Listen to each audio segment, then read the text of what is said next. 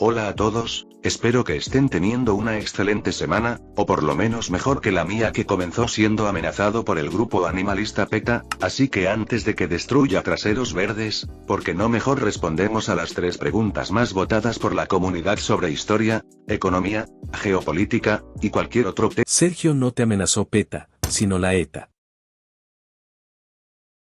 Así que antes de mi funeral, ¿por qué no mejor hablamos del espectacular Berg TV, quien nos cuestiona sobre qué hubiese pasado si la Unión Soviética ganaba la Guerra Fría? Pero para responder a esto creo que antes es necesario explicar su sistema de gobierno en la era estalinista, y para que tengan un ejemplo práctico simplemente ignoraré sus votos e iré con la pregunta del gran Kentaro, quien me recuerda al jugador profesional de League of Legends CPM con su interrogante sobre la viabilidad de una unión entre Rumanía y Moldavia. Sergio, ¿acaso son cercanos? No persona imaginaria creada para este video, nunca he hablado con CPM pero se me hace una persona bastante simpática. Me refiero a Rumanía y Moldavia. Bastante de hecho, y es que aunque ambas regiones estuvieron separadas durante la mayor parte de la historia, una siendo el Principado de Valaquia, y la otra el de Moldavia, realmente siempre fueron un mismo pueblo, ambos tenían las mismas costumbres y tradiciones.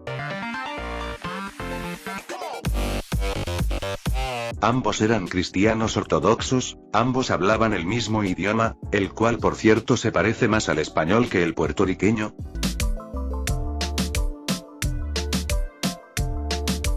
Y ambos eran étnicamente rumanos, de hecho les tengo un acertijo, que tienen en común la madre rumana de este suscriptor, el dictador rumano Ceausescu, y CPM,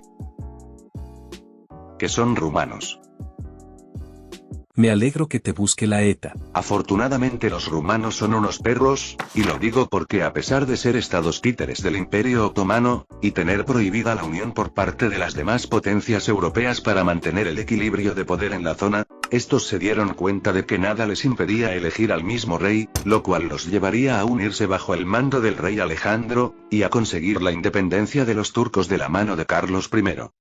¿Por qué elegimos un alemán como rey? Porque es chistoso, está felicitándonos por San Valentín y parece un discurso del pintor austríaco. ¿Quién es el pintor austríaco? Ni idea, quizás un dictador alemán que llegará al poder en unos 60 años. Sergio, ¿y por qué se separaron? Ya te dije que no somos pareja, aunque si me lo propusiera no sé si me negaría. ¿Te refieres a Rumanía y Moldavia, cierto? Sí, me refiero a Rumanía y Moldavia. En realidad es algo bastante simple, en la Segunda Guerra Mundial la Unión Soviética anexó el territorio moldavo, dividiendo a este magnífico pueblo, y creando el status quo que se mantiene hasta el día de hoy.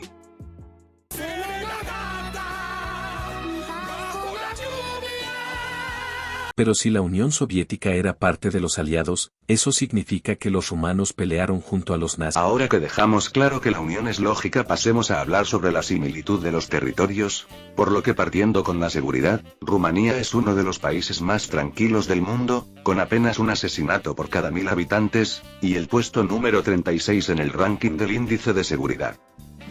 Por su parte Moldavia es algo más peligroso, con el doble de asesinatos por habitante y un índice de criminalidad más elevado, cifras que no obstante siguen siendo bastante buenas en el contexto mundial, estando al nivel de Canadá, Australia, Alemania, o Nueva Zelanda.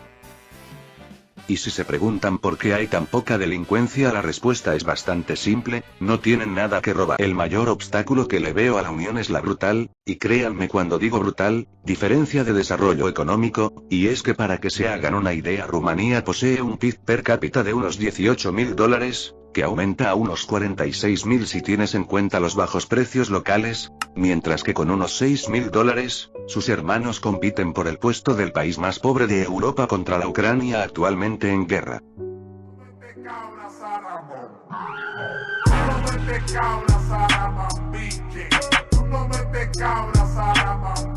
Y eso no es todo, ya que lamentablemente esta cifra se ve fuertemente influenciada por Chisinau, la capital de Moldavia, que con su prosperidad al nivel del resto de Europa del Este, maquilla los datos nacionales, donde existen regiones con ingresos incluso inferiores a los de Haití.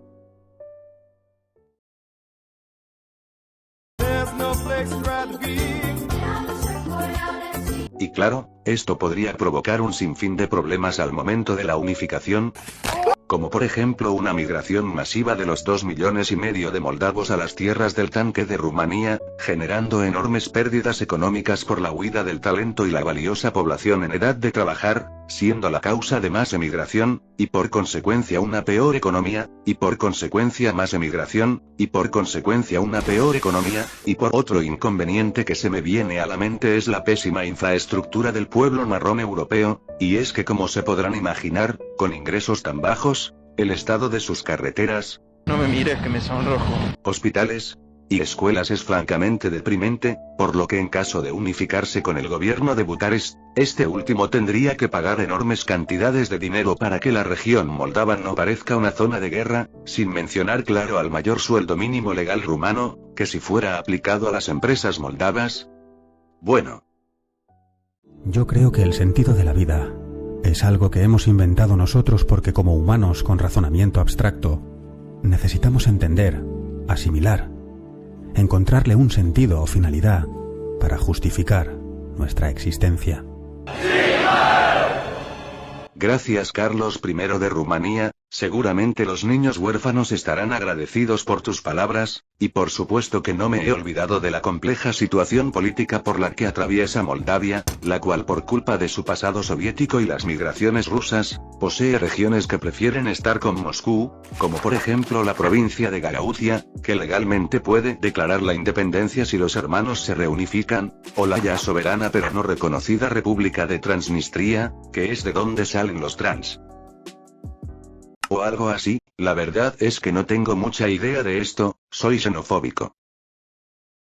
Sergio, la xenofobia es el odio a otros países. Lo sé.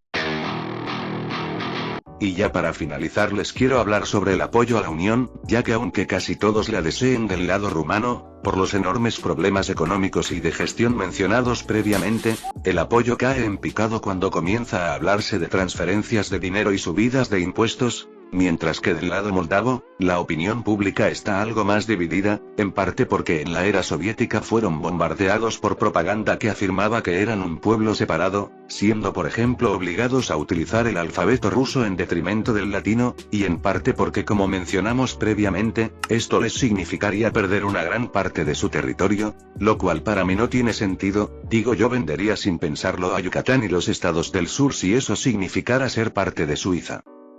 Pero Sergio, no eres mexicano. Lo sé. Por lo que no, la unión de territorios con un nivel tan distinto de desarrollo como Alemania y Brasil, aunque posible y en mi opinión históricamente coherente, no sería algo fácil de lograr, significaría un sinfín de sacrificios, y requeriría de varios años de trabajo duro, casi tanto de hecho como los que necesité para investigar sobre la pregunta de Eudrien Pernalete, Eudrien Gustavo, quien nos cuestiona sobre los motivos por los cuales la izquierda posee tanto poder. Pero Sergio, ¿de verdad la izquierda ha ganado influencia? Militarmente no, joder, como extraño la posibilidad de morir por las bombas soviéticas. Pero culturalmente creo que sí, y la verdad es que viéndolo desde el futuro era tan predecible como mi odio en contra de España. Es que quiero convencer a los de la ETA que también soy vasco. Tras la muerte de la izquierda asociada al sistema económico de planificación central y la caída del muro de Berlín, este grupo dejó de tener ideas asociadas exclusivamente a los trabajadores de fábricas, campesinos de países más tercermundistas que festejar cuando vuelve la luz, e intelectuales que tienen la misma experiencia laboral que la persona imaginaria, para defender sobre todo ideas liberales como la no discriminación contra los migrantes, diversidades sexuales, mujeres, o mujeres gays extranjeras, que es como el Messi de las minorías. ¿Y por qué eso hace predecible el auge de la izquierda? Principalmente por 3 razones. La primera es la urbanización. A ver qué tan largo es tu apellido vasco, tiene 183 letras, 9 kanjis, y 2 símbolos satánicos. Maldición, quizás si es vasco. Desde la caída de la Unión Soviética la población mundial ha seguido con la tendencia a mudarse del campo a las ciudades, con un aumento de la urbanización del 10% en las naciones desarrolladas, y de casi un 20% en los países más tercermundistas que tener una cortina como puerta. hecho de colosal relevancia si tenemos en cuenta que, por la exposición a personas con diferentes culturas e ideologías, la falta de contacto con las tradiciones y costumbres ancestrales, y una demografía significativamente más joven, las ciudades poseen una inclinación natural a los candidatos liberales. ¿Cómo está el clima hoy? Hace frío, está lloviendo, y es tan deprimente que podría poner triste a la roca. Es bueno y la segunda razón que quiero mencionar hoy es el avance tecnológico en relación a la industria del entretenimiento. Y es que si bien siempre llegaron series y películas gringas a Latinoamérica y el resto del mundo, con el auge de la televisión por cable y el nacimiento del streaming, aumentaron exponencialmente tanto el número de piezas audiovisuales norteamericanas como la facilidad para acceder a estas. Sergio, ¿y qué importa que la gente vea Netflix 24/7? Importa porque Hollywood es más liberal que mi tío Evaristo, que posee 7 hijos y paga pensión alimenticia por 5 de ellos, y como evidencia de tal afirmación tienes datos como que, en esta zona, el Partido Demócrata de tendencias liberales suele sacar el doble de votos que el Partido Republicano, o que el 80% del dinero donado a campañas políticas, por parte de personalidades y empresas asociadas a esta industria, tuvo como destino a candidatos demócratas, lo cual podría haber sido distinto si el centro cinematográfico estadounidense estuviera en estados más conservadores como Texas.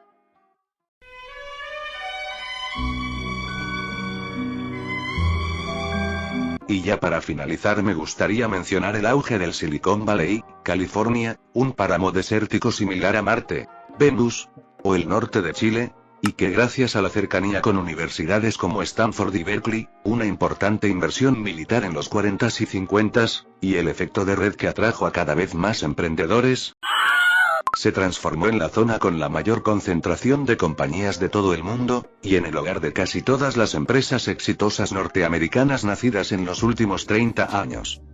Algo que nuevamente importa por la demografía, ya que si los dueños y jefes de marketing viven o trabajan en una nación liberal para estándares internacionales, uno de los estados más liberales del país, y el que posiblemente sea el barrio más liberal del tío Sam, es lógico que tengan un sesgo ideológico en sus valores empresariales y campañas de marketing, de la misma forma que yo tengo un sesgo con mis 3 grandes amores, CPM, el País Vasco, o Euskal Herria como lo llamamos en mi idioma local, y mi gran amigo Emanuel Unsk, quien nos cuestiona si Bolivia está camino a una grave crisis económica, y para responder esto creo que es momento de volver al 2014, cuando Fernán Flo subía videos, mis riñones no eran un generador de cobblestone, y el país sudamericano disfrutaba del último de los 14 años del boom de las commodities, una época en la que por el auge económico chino, el precio de las materias primas que poseía Bolivia como el estaño, oro, plata, y los hidrocarburos se fueron a las nubes. Y aunque ciertamente Bolivia experimentó una drástica mejora en su economía, sobre todo gracias a ser el 8º mayor productor de gas natural del mundo, el país no se diversificó, no se industrializó, no mejoró significativamente la infraestructura, y en general se dedicó casi exclusivamente a vomitarle dinero a sus ciudadanos para estimular la economía, generando un enorme dolor de cabeza no en 2015, sino en 2024, cuando tras 9 años gastando como las ex esposas de mi tío Evaristo, sus ahorros con valor de $15.000 millones prácticamente se agotaron, desencadenando la actual crisis que vive el pueblo altiplánico, con un gobierno tan quebrado que ya no puede ofrecer un suministro estable de combustible subsidiado, filas interminables para adquirir el poco petróleo disponible, incrementos de los precios y una caída en la actividad económica por la falta de combustible, y una escasez de dólares porque en estas condiciones la ciudadanía simplemente no tiene fe en la moneda local. One of these cables, which we can plug them into the wall power plug. And 1, 2, 3, 4. Y lamentablemente creo que, si estuviéramos en la película de Titanic, esta apenas sería la escena del choque contra el iceberg. ¿Y a quién dibujaron desnudo en esta analogía? A Evo Morales. Rico. Y esto es principalmente por 3 motivos. El primero es que las finanzas del gobierno se han vuelto francamente críticas, ya se han gastado casi todos sus ahorros, la deuda es enorme, y se podría afirmar que están usando las últimas balas. Here's why Muay Thai does not work in a street fight. Limitando por ejemplo el retiro de dólares para la población civil, o sacando dinero de los fondos de pensiones públicas, que entre nosotros creo que tendrá un proceso de devolución algo complicado. So now watch what happens. El segundo motivo por el que creo que aún falta que se dé vuelta el barco, y que la muy avara de la Rose deje morir a Jack para tener un viaje de 5 estrellas, si caían los dos, bruja, es que controlar el gasto será extremadamente difícil, pues para que se hagan una idea, Argentina, el rey del despilfarro, el seductor de las bancarrotas, el agujero negro de la teoría económica, tuvo en 2023 un déficit del 5,36% respecto a su Producto Interno Bruto, lo cual es francamente un chiste si se le compara con el casi 11% que los bolivianos tuvieron ese mismo año, sin mencionar claro que al ser un país mucho más pobre, el impacto del retiro de las ayudas gubernamentales será exponencialmente más devastador.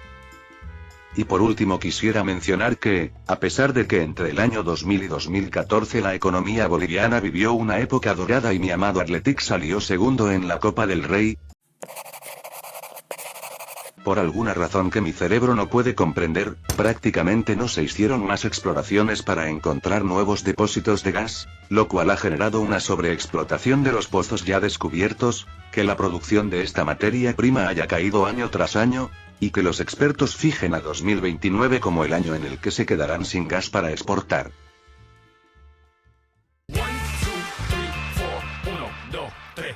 Habiendo dicho todo esto, no estoy seguro de que Bolivia sea la próxima Venezuela, primero porque para llegar a ese punto no se necesitan malas políticas económicas, se necesita magia y hechizos como el de la generación de billetes que invoca a la hiperinflación, y segundo porque el azar podría jugar a su favor, quizás la economía mundial marcha mejor de lo que pensamos y por consecuencia el precio de las materias primas sube, o quizás tienen suerte en la recientemente iniciada exploración para descubrir nuevos depósitos de gas, pero hasta entonces, mi nombre es Última Prueba, como se dice puerta en euskera, se dice ate. Ajá, ningún vasco sabe hablar euskera, díganme sus nombres para ponerlos en la lista negra. Me llamo CPM, el tanque rumano. Y yo soy Bert TV, el de la pregunta de la Unión Soviética.